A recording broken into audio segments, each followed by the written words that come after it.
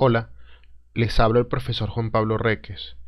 Tenemos el modelo que se planteó en la lectura de esta semana y quiero hacer la representación de este modelo en Simulink para poder hacer la simulación de él.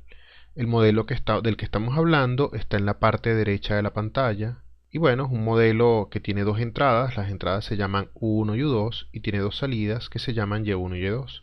Y las funciones son las que están representadas allí. En el análisis del documento se presenta que la variable controlada va a ser, para cuando se desea controlar Y1, la variable que se va a manipular es U1. Y cuando se desea controlar Y2, la variable manipulada será U2. Y bueno, también están los parámetros que se consiguieron en el documento. Y por supuesto, hay un detalle que hay que comentar acerca de cómo se implementan los controladores en Simulink. Vamos a empezar. Ya poseo abierto MATLAB, está abierto Simulink y tengo un lienzo nuevo para hacer el documento, para hacer la simulación, el diagrama de simulación. Lo primero que vamos a colocar dentro de este diagrama de bloques de Simulink es una función de transferencia. Vean que en la librería de Simulink en continuo se encuentran los elementos más comunes para utilizar o representar funciones continuas. Estas funciones de las que estamos hablando son continuas en el tiempo. Luego voy a tomar una función de transferencia, pues la necesito, y cada uno de los modelos que tenemos aquí representados tiene un retardo temporal. Voy a tomar para el retardo temporal un retardo de transporte, un transport delay. Posiblemente sus versiones de MATLAB se vean diferentes, también dependiendo del sistema operativo, si están utilizando Linux o Windows, pero en general es bastante similar y ustedes conocen de trabajos previos cómo hacer las simulaciones en Simulink. Entonces, voy a tomar estos elementos por ahora, voy a ocultar como esta biblioteca de los bloques de Simulink para hacer la representación. Necesitamos cuatro funciones de transferencia como están indicadas allí. Entonces lo que voy a hacer es copiar y pegar estos elementos para poder representarlos en el diagrama de bloques. Insisto, tal vez sus versiones de Simulink sean diferentes. Estoy utilizando unos comandos de teclado que pueden ser diferentes a los que ustedes utilizarían, pero en general sería copiar y pegar. Luego necesito cuatro funciones de transferencia, cada una de ellas va a tener un retardo temporal.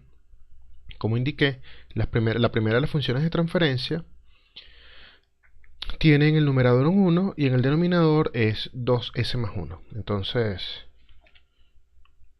esta será la primera de las funciones de transferencia. El primero de los retardos va a ser, es más, todos los retardos son iguales de 0.5. Recuérdense que el retardo es positivo. A pesar de que aparece con un signo negativo, eso significa que es un retardo positivo. Y voy a conectar las funciones de transferencia. Entonces, conecto cada bloque con cada uno de sus retardos correspondientes. Es importante mantener orden en el diagrama de bloques que estamos construyendo. Entonces les recomiendo que tomen el nombre del bloque que corresponde a la función 1,1 y le coloquen ese nombre. Entonces voy a colocarle, bueno, podría ser G11. No voy a cambiar los nombres de los retardos temporales, podría cambiar los nombres, pero como están asociados a una función de transferencia, considero que no es necesario cambiar los nombres. Ahora este representa a este sistema que estamos mostrando, pero necesitamos que haya alguna relación entre las entradas y las salidas. Entonces voy a colocar entradas.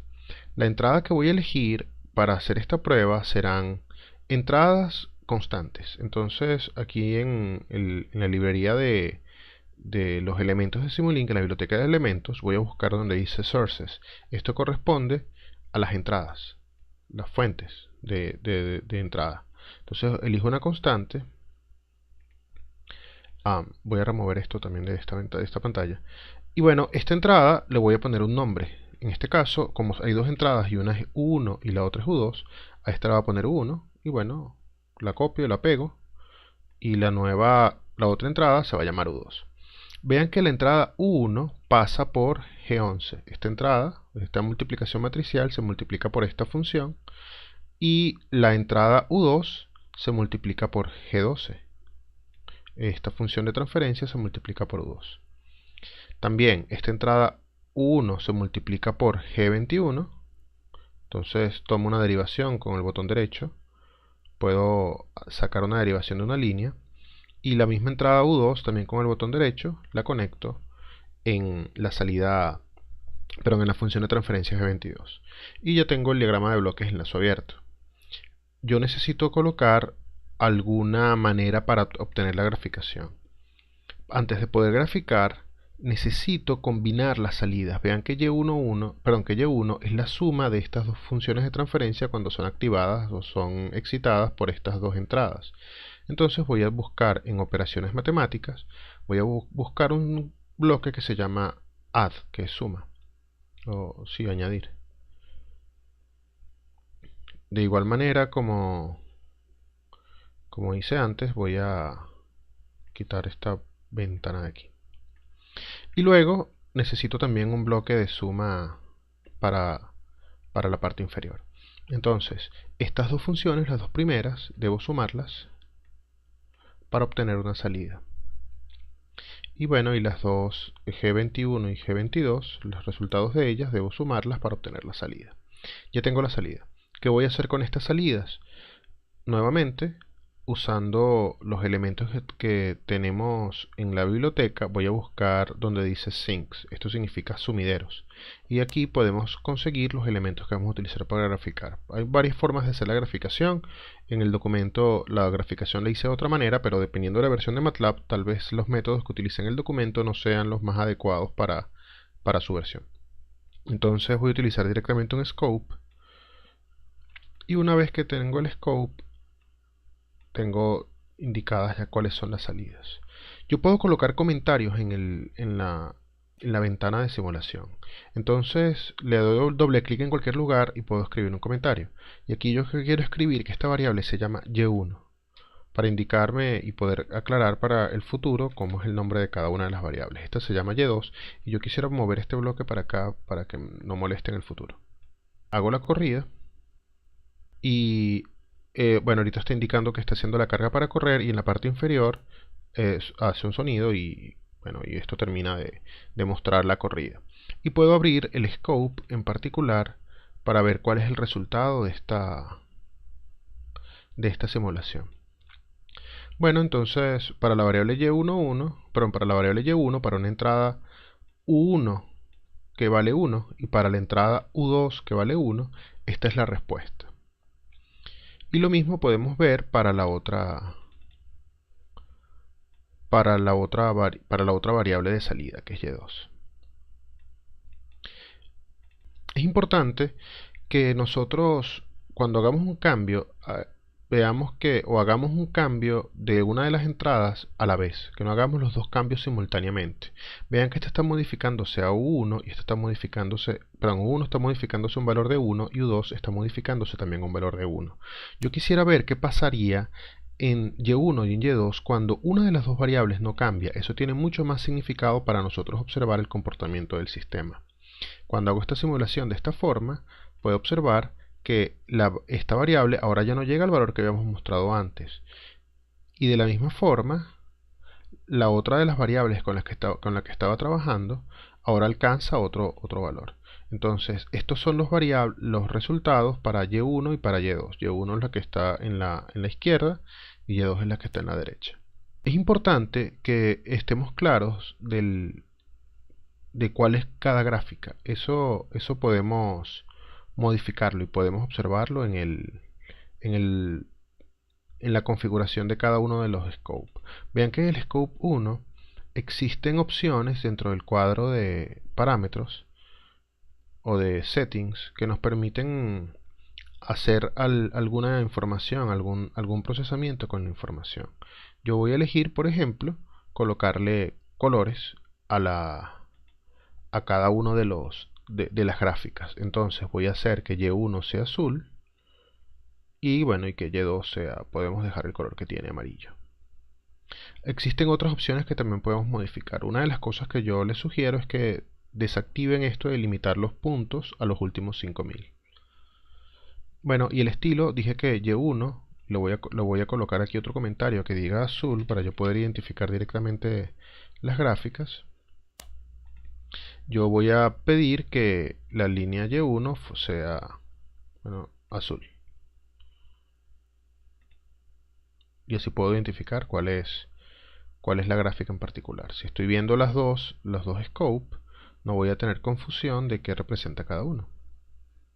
Para agregar los controladores, vamos a tomar de la librería de Simulink. Puede estar ubicado en diferentes ubicaciones. En esta versión de Simulink, dentro de continuo, están los controladores PID.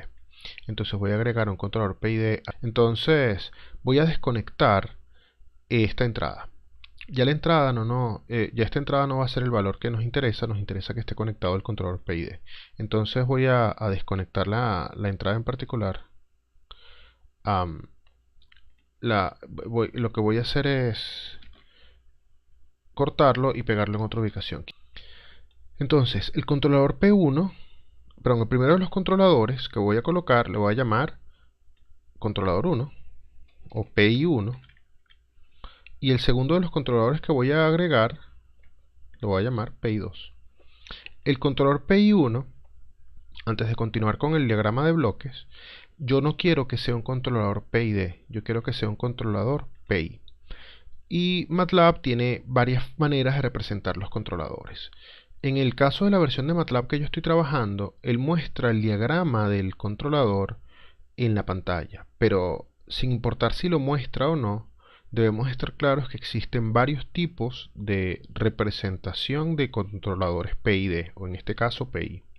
Yo voy a utilizar la representación ideal.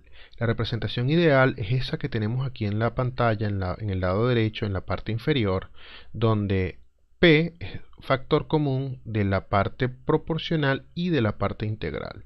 Puede hacerse de otra manera, pero para la explicación que está hecha en el documento y lo que deseo comentar en este video, voy a utilizar la forma ideal.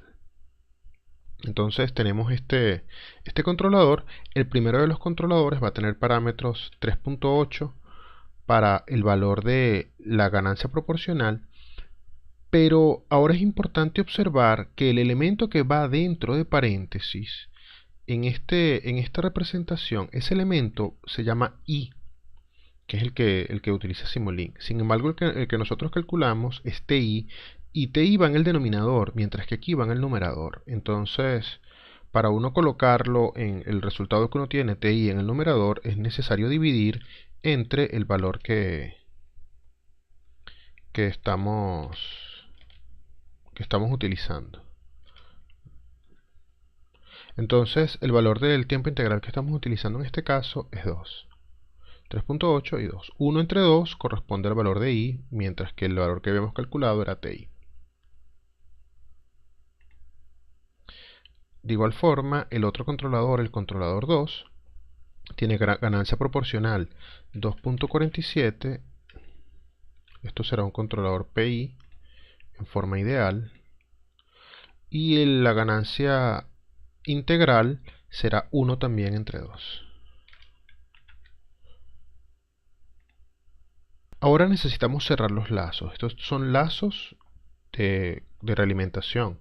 Por lo tanto, debemos utilizar nuevamente una suma y hacer la realimentación de la salida. Para hacer la realimentación de Y1, traemos esto a este bloque, al bloque de suma, y la entrada de la realimentación debe ser negativa. Por conveniencia lo estoy colocando de esta forma porque va a quedar más fácil de representar en este diagrama de bloques. Vean que traje la línea a la parte superior de la suma. No es necesario, la suma es asociativa y es conmutativa, entonces no hace falta que la referencia entre en la parte superior o en la parte inferior del bloque. Lo que debemos recordar es el signo con el que debe entrar la salida. Y esta entrada ya no se va a llamar entrada. Esta entrada ahora cambia de nombre y se convierte en una referencia o en un set point. Le voy a llamar set point, podemos utilizar otro nombre, set point 1. De igual forma, voy a tomar la otra salida, la voy a llevar a un sumador que no he colocado. Voy a cambiar los signos o el orden de los signos en este sumador. Y voy a tomar la salida y la voy a colocar en la parte negativa, y la entrada la voy a la referencia, el set point, lo voy a colocar en la parte positiva. En este caso, el elemento igual se va a llamar set point.